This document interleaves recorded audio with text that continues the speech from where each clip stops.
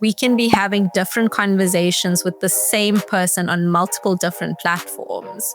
So Snapchat, Instagram, TikTok, Facebook, email. I could be talking to the same person at the same time in all these different spaces. But because of how that environment is created, we could be having very different conversations. How do you feel about that? And that was wild to me. Overstimulated. Imagine we'll say, oh, okay, guys, we're not using WhatsApp anymore. We're unconsciously building businesses through WhatsApp. And the one thing with WhatsApp, unlike other social media apps, is that it's the only one you can't log out of. That is so true. Let me actually just check that. I need to actually, I'm shook. Yeah.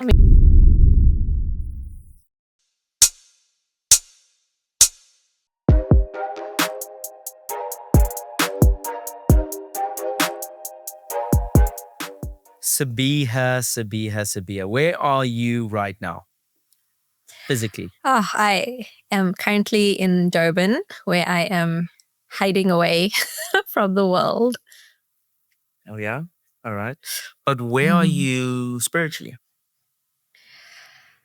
Actually, I feel quite centered. Hey, we start fasting next week, which is a very important month for us. So I've been mentally prepping quite a lot to get into being grounded and being quiet and being still.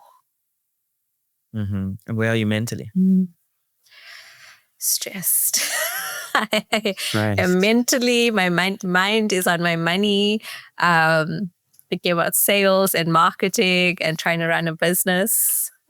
So yeah, definitely in two different worlds at the same time. Where are you relationship-wise? Focusing on community and friendships and family, but very single, unfortunately. Hey, fair.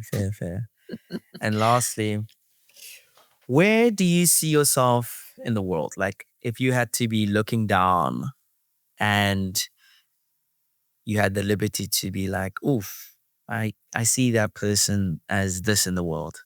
Like, who is Sabia in the world? Where are you in the world? Like, describe that.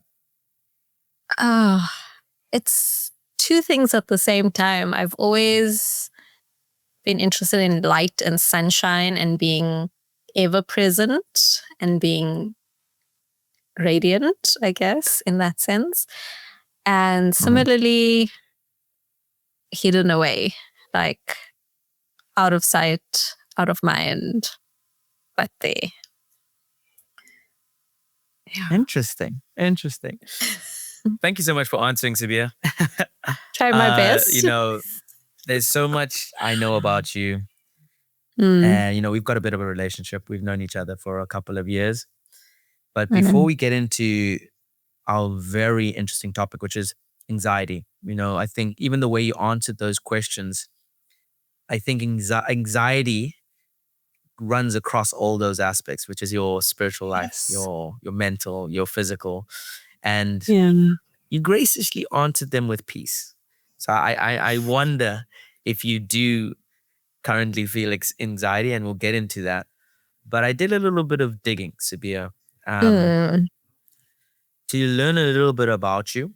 I know that, you're a very smart woman. You've got a company called Jack Studios. What does Jack Studios do? What's the punchline? We make the value and for who?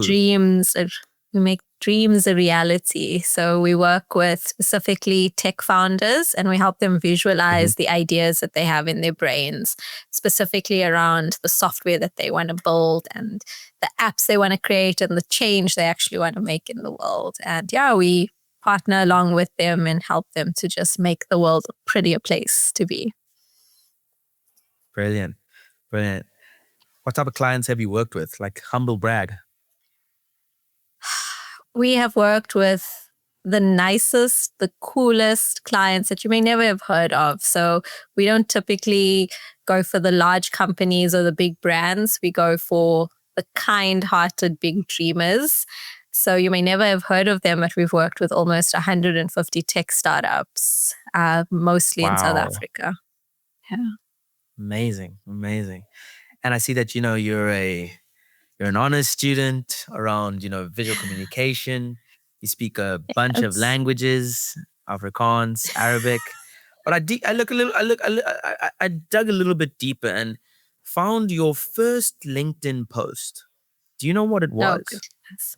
No. No, I You don't. don't. Now I'm embarrassed. So I nine probably was nine a years ago. student. Okay. Okay, 9 years ago, you put a picture of a woman, and she's got a mask over her face. I think it's Yes, a head what's covering. that? What is it called? Yeah, it's covering her face, and you just Yes. wrote Orientalist. So I had to Google it. I was like, Yes. what is an Orientalist? Am I even saying it right? So, in the Islam context, the Orientalists can be described as a group of non Muslim authors, particularly from the Mhm. West, using the traditional Western ideology to study Islam. Mm. Why? What was Orientalists? Throw us back there. What was going on 9 years ago? 9 years ago, I was studying to be a photographer. And this is one of my projects, essentially, was to capture a subject. And this was actually, I believe, my Italian friend that I had dressed up in the traditional Islamic way. And I was playing, I think it was in black and white, if I remember correctly. And like one side was light and one side was darker. Yeah, so it was Yes, working hold with on. different lightings to see how it made the viewer feel and what was the story that it actually told. And I think there was so much of discourse around how women in hijab are perceived at the time. And this being a non-Muslim woman dressed in that way, shown in somewhat ominous lighting. That sort of lighting is used a lot in, I think it was the Vampire Diaries, where they light the subject up in such a way where it creates this like dark contrast between, good and evil, essentially. Oh my word, you've just dug up a memory I'm so from a very happy. long time ago. I was so curious because it was so, two, Yeah. 3 words and then this picture. So it just got me curious, which probably plays to your strength around, visual art and, the use of language. Because I was just like, Yeah. what? Like, I've never heard of this word. What's going on here? And I did a little bit of digging and I was like, wow, I would love to know what was going through your mind at that time. Oh. But to fast forward to our conversation, Sibia, because I know through diving deep into this conversation around anxiety in the digital age of communication, I'm probably going to get to know you a lot more because of the way you even wrote this thesis. You're actually the first person on this podcast who's coming out from a factual, if you want to call it, research conversation. The rest of our guests, we Yeah. normally go around a specific professional topic. We're actually diving deep on a specific experience, which I believe everybody goes through. Is that true? Does everybody Yeah. go through some form of anxiety? I think when I did my research, there was definitely a larger group of people, maybe not like clinically diagnosably so, but I think we do, because anxiety is an emotion that we can experience, similar to like excitement and fear. They sort of all live on the same spectrum. And I think from the research, there's definitely moments and triggers that are becoming a universal experience, especially around like blue tick anxiety. Someone read your messages, but they didn't reply, or ringxiety, where like your phone is ringing or you're getting a lot of notifications and it's just that initial panic that you might feel if it's expecting a call. Yeah, so I do think, I wouldn't know if every single person does, but I can imagine there are moments that people do experience it. Okay, I would have thought so, that everybody experiences some form of anxiety. I think it's more the case that it's sometimes difficult to identify the difference in, is it anxiety or is it just a natural increase in hormones? Then your body's responding.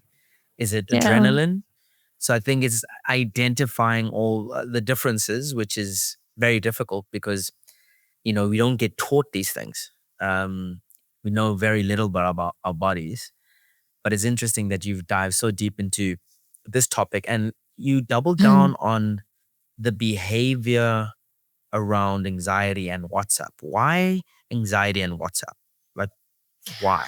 So I think what I was looking at is specifically the anxiety that's felt on WhatsApp in your personal and professional relationships. So at the time, this was 2018, I was freelancing, I was working, I was studying, and WhatsApp was the communication tool where all the various people in my life sort of lived at the same time. And I think what I was finding was it increasingly became the app that was the hardest to escape. I could turn my emails off. I could, log out of different applications. But at the end of the day, people will still find their way to find you on WhatsApp when they needed you. And especially when you're freelancing, and I used to be a developer at that point, it was always something with a server at 10 o'clock at night, or some deployment or some code breaking. And I think that's where I really started to notice that, on one hand, my mom was messaging me, or my sister, or my friend, and then a client would be messaging. And then I'm like, I don't want to be online, so I avoid the app because it's showing that I'm online, or I've read a message and then they're expecting a reply. And then I was like, what is this? What is this feeling? Where is this coming from? And I think that's when I really wanted to start unpacking that. When you were feeling those things, like what was actually the reaction to the feeling? So yes, you might feel something, but what were some of the things that your body went through or your body inhibited you in doing? I think there was deep resistance, for one, where it's like, okay, now you don't want to touch the phone. You don't want to respond to anyone. Or it was that wave of like guilt that you would feel like, oh, someone needs me, or there's something wrong. I need to respond immediately. And no matter what you're doing, that becomes the emergency or the thing that you do. And I think what ended up happening with me was just being constantly online and constantly available and being in multiple places at the same time and feeling like I was always on and never really being able to switch off. And I think body-wise, it was tension, frustration, your chest tightens. There's a lot of pain in your shoulders and your lower back. Sure. Hair falling out. I mean, there's so many physical symptoms associated with anxiety as well, and for how long you experience anxiety. And for me, it was ongoing for years. Yeah, and I'm sure a few people can relate. But in reading some of the research you did, you actually identified buckets of different type of anxiety people go through in WhatsApp. Like, could you please maybe, highlight those buckets, and then maybe we can actually share some examples on like how you bucketed them, how you came to those findings? Yeah. I think, I had to also acknowledge that I was not a psychologist, even though I took a very psychological angle to the research paper. So when I looked into anxiety, I started to realize that there were different types already. So I wouldn't say that I bucketed them. It was already created buckets of types of anxiety and how it shows up and why. And that's when I started matching that to when this might happen. So for example, something like professional anxiety already exists, where people want to achieve a certain thing or be perceived a certain way at work. So how they show up in that space comes with, a certain level of anxiety. And that can be translated to how we show up in digital spaces and how professional anxiety can be triggered by, say, your boss messaging you at 10 o'clock at night to tell you something is wrong. Another way was like disconnection anxiety, where it can be experienced in many different ways, but how that's triggered in the digital space is when you don't have your phone, or if your internet drops, or you somewhere where there's no network, suddenly you have this like visceral reaction to, I'm so scared of missing out. I'm so scared of being disconnected or unavailable. And I think that's where I started to be curious about not so much diagnosing it, but just being able to identify what is triggering what type of anxiety, and that it's not just a blanket feeling. And you could be having multiple of those at the same time. And that's why it's really difficult to sort of self-soothe, because you're not sure what is actually triggering what type of anxiety inside of you. Sure. Yeah. And with the introduction of WhatsApp, which I would love your opinion on what you think WhatsApp's main value proposition was and how it was designed. Parking that, do you think WhatsApp is increasing the anxiety that people experience? Whether it's the professional anxiety, whether it's the disconnection anxiety, because I do think anxieties, we all experience it from time to time, different severity.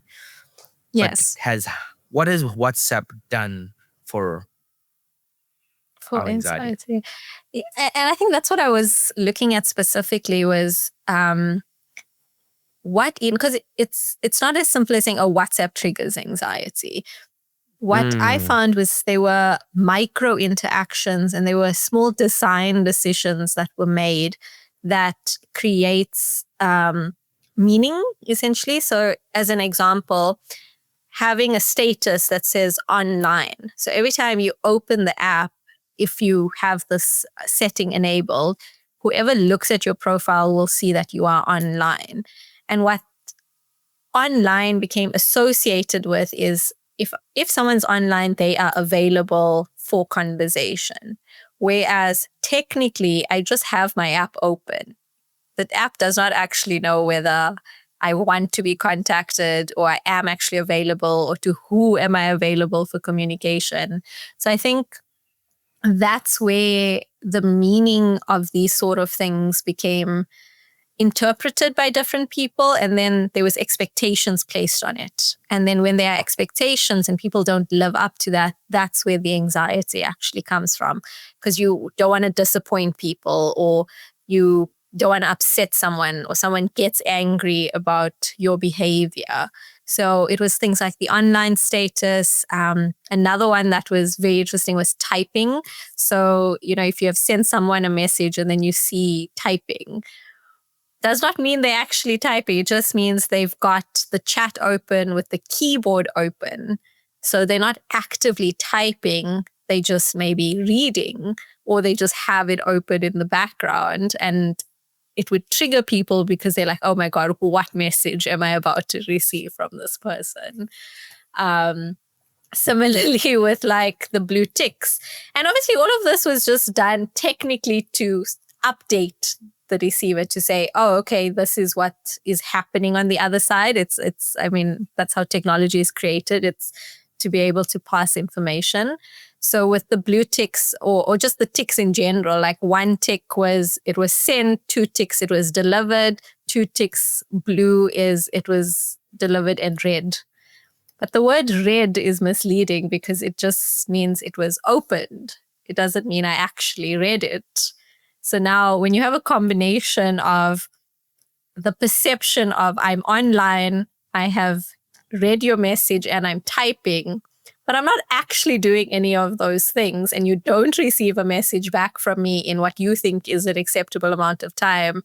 And if we were in the middle of an argument or whatever, that's where the anxiety gets triggered. It's because what was expected and perceived may not be the reality. Wow. Yeah, and that makes so much sense. Do you think, which you alluded to,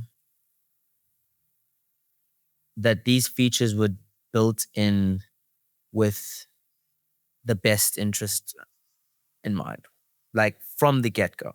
Or do you think there was some type of psychological manipulative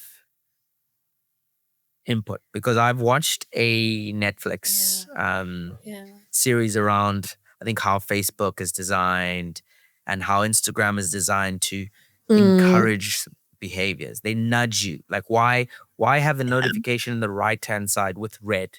Why is the feed seem like this dopamine, like, what did they call it? Like a slot machine, right? You know? Yes. Why, like, is WhatsApp the same? Do you think WhatsApp has elements of that?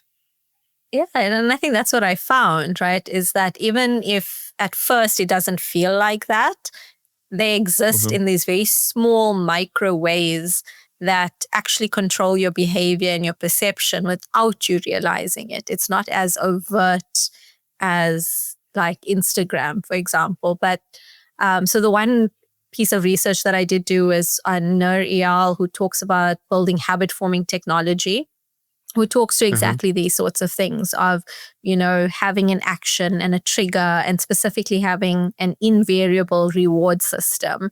And that's sort of how notifications actually work is, for example, you don't always have a new message when you open the app, but you might have it the next time, and then you might have two, and then you might have none. So because there isn't consistency in the reward structure, you start to have different dopamine reactions, and then you're constantly chasing that high. So that's why we are constantly opening up these apps that have notifications, because we're looking for a hit. So I sort of equate this to opening the fridge every time, hoping that you'll find something different in there. But unless you live with somebody else, the fridge is going to look the same like it did a few minutes ago. But your LinkedIn may not. And I think LinkedIn is definitely one of those culprits who give you nonsense notifications, because you think, oh, there's like 7 notifications, but none of them are actually pertinent. Whereas WhatsApp specifically is very specific notifications relevant to you, because those are your people. Whatever role they play in your life, if someone messages you, they say that a notification can be equated to having your name called. We have the same response. So if 10 people that you know are screaming your name, it's going to have a very different reaction to you than 10 strangers, for example. And 100%. That's where all these, it's there's so many levels to it. And I think I wasn't able to, in that research, to fully unpack the various levels in which our relationship to our phone actually affects us. Because WhatsApp is one thing, but how it functions in relation to a mobile phone that's always connected to the internet, that's always with us. And obviously so much has changed in 7 years. So I think there's a lot so more true. to Like, unpack. You make such a solid point, because WhatsApp is very different to all other apps, because yes, it's digital, it's in a mobile, but it's your people. And I think you coined, or you talk about a concept where a space where people coexist in a digital and physical world simultaneously, right? Yeah. Because WhatsApp, what's the term called? It's a digital, I think you call it a digital Heterotopia. Heterotopia. Yeah, heterotopia. Yeah. Yes.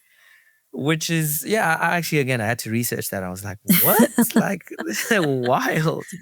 But it makes so much sense, because I could have a full-on emotional relationship with you on WhatsApp.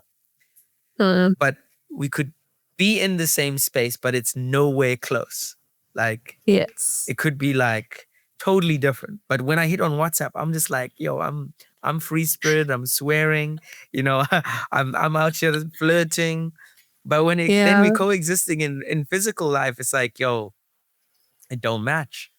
It don't match. So how does this like co-presence? Yeah. Oh, tell me. Yeah.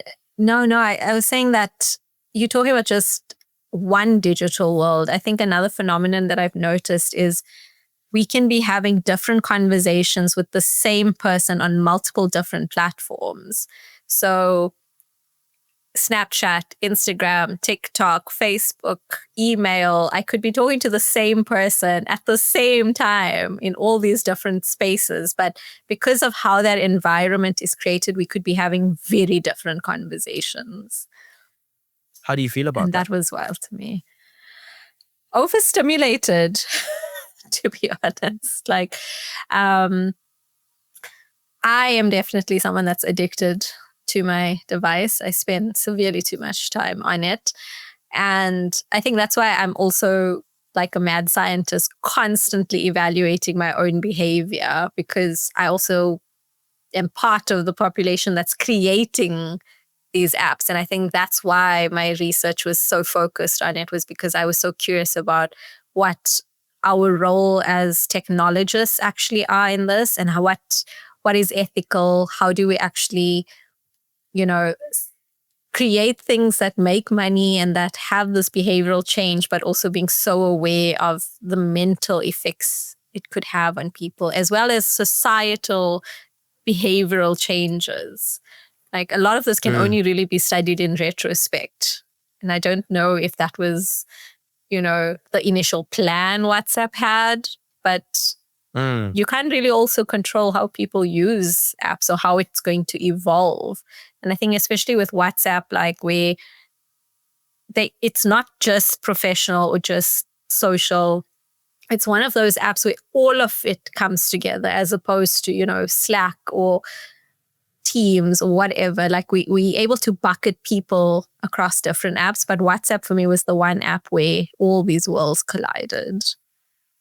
Oh yeah, you're so right. As a mad scientist, always evaluating your behavior in retrospect. Yeah. Why do you think you spend far too much time on digital platforms? Constantly looking for dopamine. So I also got diagnosed with ADHD. So I am someone that's generally very scattered and, have 100 tabs open at the same time. But I'm also someone that works fully remote. I also live alone. So I don't generally interact with a lot of people unless I go out of my way to do so. So the thing that's always there and is a constant companion is my phone, or all my screens, right? Like the phone is one screen. So you go from the small screen to the medium screen to the large screen to the extra large screen, and everything. My whole day just consists at looking at screens, essentially, unless I am sleeping. There's always a screen involved. So I think for me, because my work, my friends, my family, everybody is not currently here, and I don't really have a lot of the social structures in place to see people in person often enough to meet the human need that we have. The phone is the interface to achieving that. And I think that's why we are all on our devices a lot. And thinking out loud, like WhatsApp, because of its, like you say, its specific co-presence, and it's like amalgamation of professional, family, friends, we never really I don't think we've really taken stock on that. And yeah, I'm sure that co-presence affects relationships, right? What do you think of that? Like, it must have some profound effect where, we think AI is this like massive social experience, which we don't know, like same with COVID, but I don't think we're talking about WhatsApp enough. No, I don't think we talk. Or maybe I'm not it's not in my thread, but now the fact that you say it like that, my boss is on WhatsApp at the same time you're on WhatsApp, at the same time my ex is on WhatsApp, at the same time, XYZ is on WhatsApp. Like they're all technically coexisting together. And what's probably going in my mind, I don't know. there's no separation of thoughts, like all the laundry is there at the same time. I think what I looked at to compare was social spaces in the real world or the physical world, where how often do those worlds collide and combine? I don't think it's as often, maybe a little bit more now post COVID than before, but usually I wouldn't be having a conversation with my mom and my boss at the same time in the same room. Like my mom's phoning to ask about dinner and the client is asking about the server crashing and I'm having a fight with my ex and my friend is crying because they're going through something.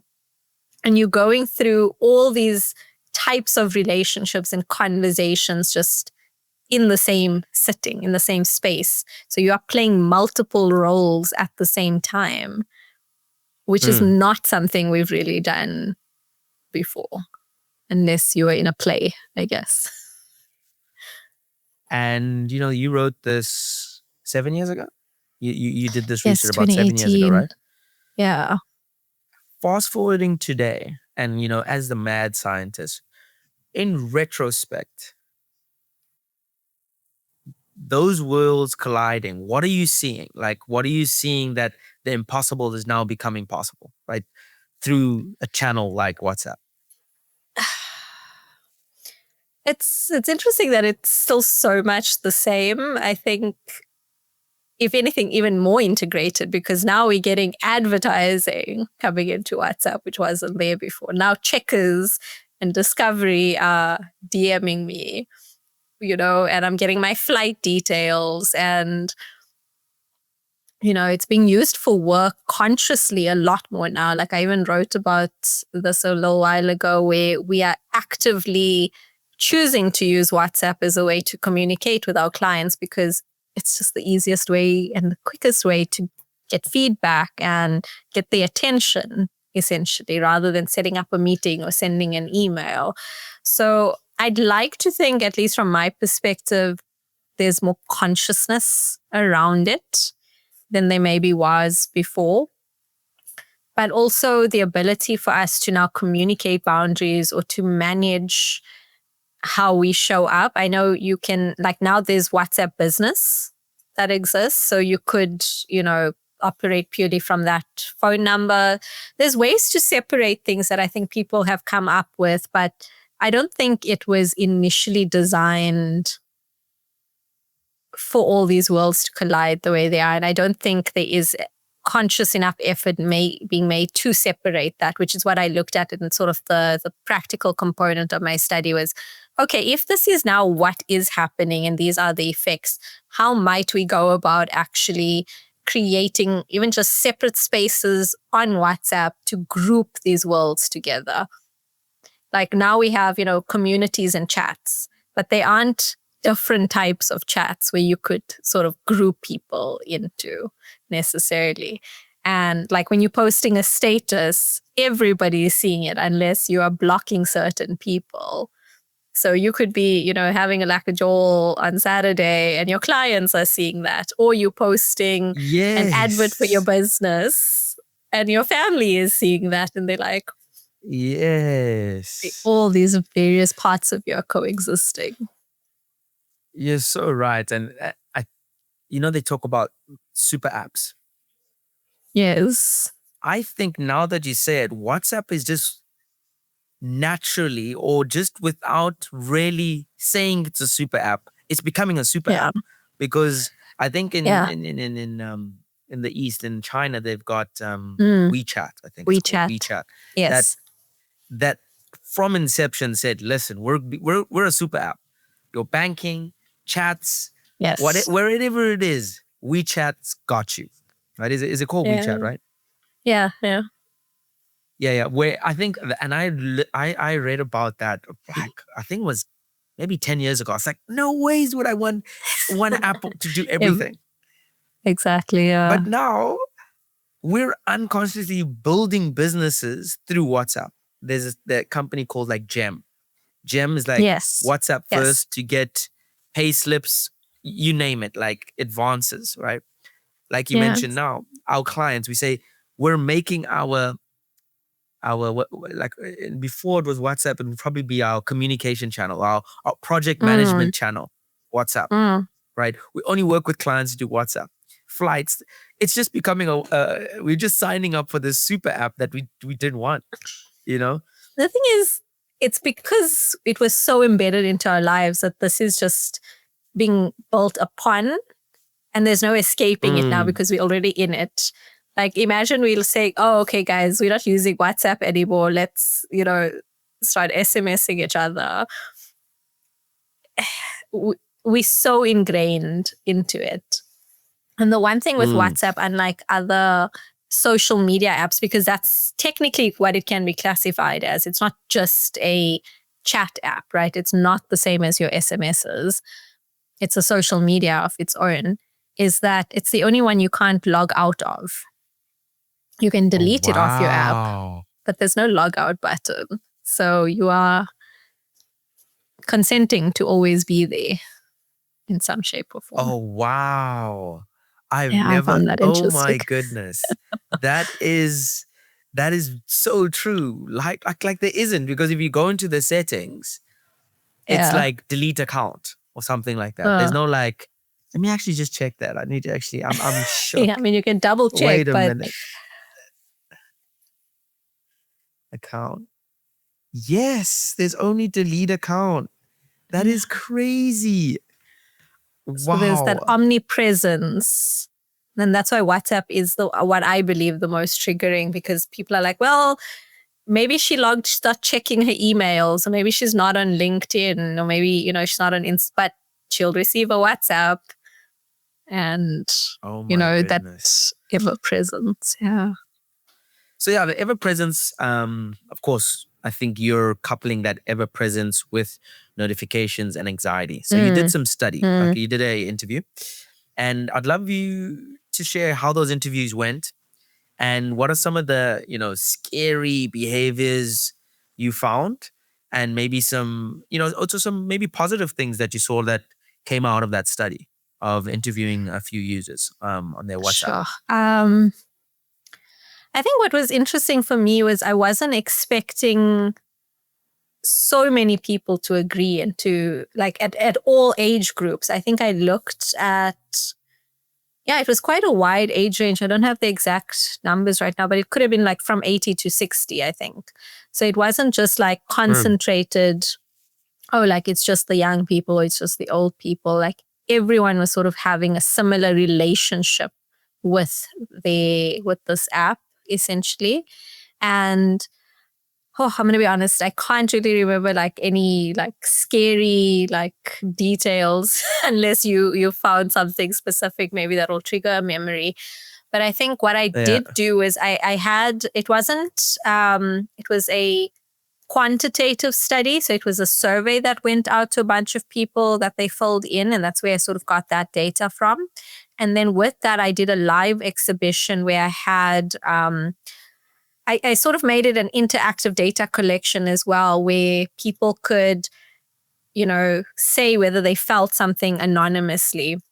So for example, I had the different types of anxiety app with little stickers, and if you agreed with it, you just sort of said yes with a sticker, or you filled something in. And when I stepped back at the end of the night, there was just stickers everywhere. And I was like, people of all shapes and colors and sizes are identifying with this. It's such a universal thing. It's not, it can't really be just grouped into it's not just certain people's problems. It's all of our experience, essentially. And I think that's what brought upon for me, the discussion about ethics and about conscious designing of technology, and just being so aware that you have the ability to impact the widest audience, because everybody has a phone and everybody has a device, and WhatsApp is pre-installed. So you will. And WhatsApp also is, because, communication is at the heart of human existence, right? All we have is there was a quote. It's like, all we have is compassion and communication as humans. Mm, That's all like sure. we have. Because love, all we actually have that binds us is compassion for one another and communication, right? Apparently we all have different DNA, which probably do, or we don't. Apparently we all Yeah. come from South Africa, the cradle of mankind. I don't know, you know. But the fact that WhatsApp lies within that vital human existence, and they seem to not have that ethical, moral compass when designing things, is actually quite scary, because WhatsApp compared to Instagram, like my mom doesn't have Instagram and her life can go on, right? Yeah. But her not having WhatsApp is actually almost like really hard. It's like really, really hard. Like I deleted Facebook in 2013 or 12. I'm living a pretty decent life, like grateful. But WhatsApp would be an interesting one to delete. We should probably try it. I also haven't tried deleting it, but I assume it would be just very inconvenient to get hold of you. Like it wouldn't be impossible or difficult necessarily, but you would probably hear from a lot less people and you wouldn't be as in touch with a lot of people. I know our parents wouldn't be receiving so many forwarded messages and scams. They would, not be sending all their little emojis and sticker packs as much. But I think it is, it is a community building tool. And that's sort of where I see things are going right now, is that it has a lot of potential. It's so integrated into everyone's life. And what everyone seems to have gotten a better understanding of is, instead of creating new apps and trying to get people elsewhere, how do you go where they are and build on top of that? And that's where companies like Gem or, your paid communities and WhatsApp groups, and that's why these things are thriving right now, is because this is an app that's already so embedded into our daily life that there's an easier chance of, distribution and actual success and people using it in a system that they're already familiar with. So I don't think it's going anywhere. I think we just need to maybe be a little bit more conscious of how we show up on it and how we build upon it. If it's not going anywhere, in your opinion, is it enhancing or undermining real life relationships? I think it's enhancing. I don't think it's fair to say it's undermining it, purely because, especially coming out like post-COVID, where our relationships were put at risk during that time, where we couldn't actually physically interact with each other, and our jobs were put at risk, that having these tools bridged gaps, and they made, the ability to communicate with people internationally, like cheaply, like being able to phone someone that lives in a different country, being able to see them, to hear their voice. I think it has so much of benefit to enhancing a relationship, but it can also be very detrimental. Like for me, the one thing is, what I call this like graveyard of chats, essentially, which is actually such a strange concept, because me and you could have a conversation unless it's recorded like this. There is no recording of it. We're not used to having everything we say be able to be held against us in the same way that WhatsApp allows. And I believe it's actually admissible into court. Like you can actually take screenshots of your, conversations and show that as proof. Oh my goodness. That's so crazy. There's this, and that's where like the anxiety of like, I need to be careful of what I say and how I say it, because it can be held against me. I don't think enough of us actually take WhatsApp that serious. No, I know. I took it very seriously. I could go to like 5-10 people right now and say, do these words apply to your WhatsApp behavior? What I say could be admissible in court. When you use WhatsApp, do you feel that that is true? I'm sure you could go to like a CEO of like a massive company and be like, nah, Yeah. no ways. Like, why? That's my WhatsApp. It's my people's. Yeah, it's my personal space. Exactly. That's so crazy. Like, yeah, what? Definitely need more education around WhatsApp because it's literally in our lives every single day. And the worst is now Llama is on there. You know, it's connected with Facebook, Instagram. You know, they list. You know, I'm talking to you right now. I'm sure we're gonna go on Instagram and there's gonna be like some coach that's gonna be talking about how anxiety is not what you think it is. Take these pills, you know, like, you know what I mean? Take Like these some ad is gonna gummies. come around. Take these gummies, you know, which is such madness, honestly. Like, Maybe we should be thinking about it a little bit more, you know, but no, it's yeah, not even a somebody maybe should. for me. It's like, yes, 100%. Yeah. Through the research, like, what are we searching for? Like, when we constantly open up WhatsApp, even though you know no message is there.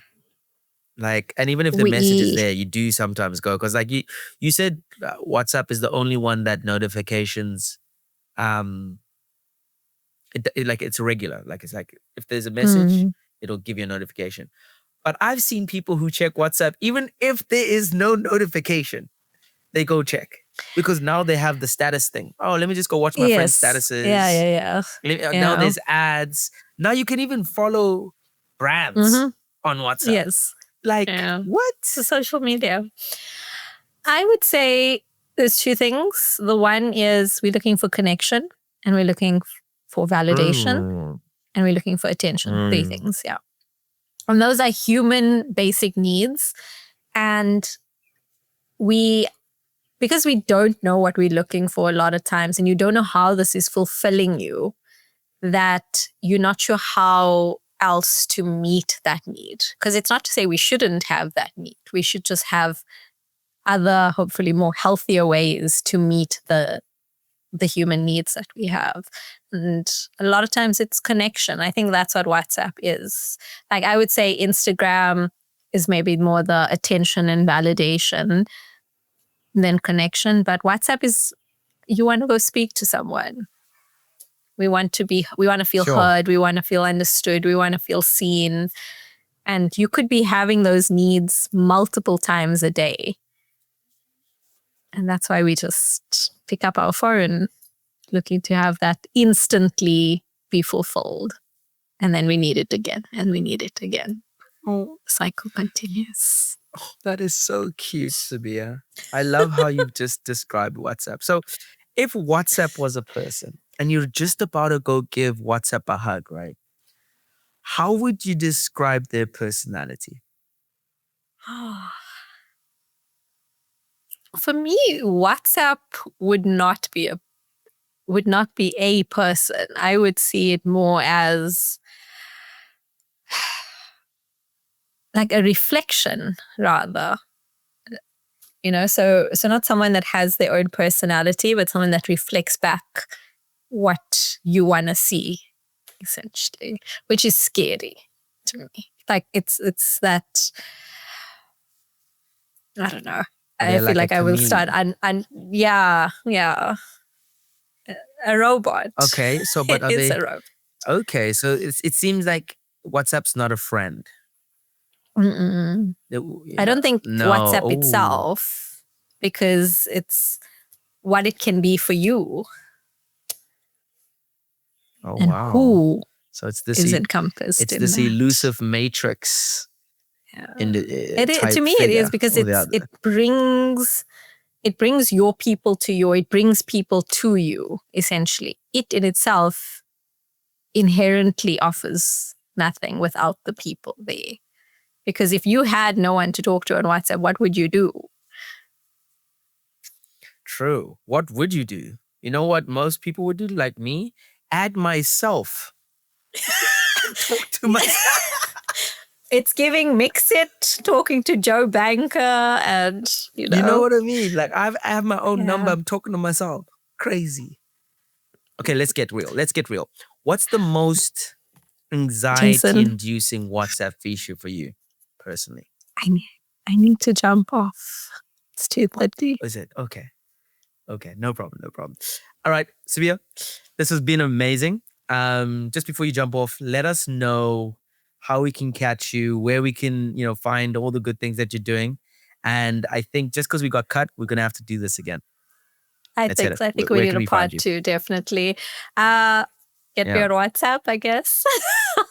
LinkedIn definitely is a good space to find me professionally. Instagram if you want to connect personally. Nice. Okay, cool.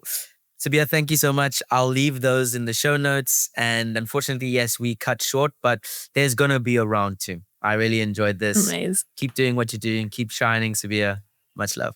Thank you so much, Jason. Cheers, everyone. Bye. Ciao.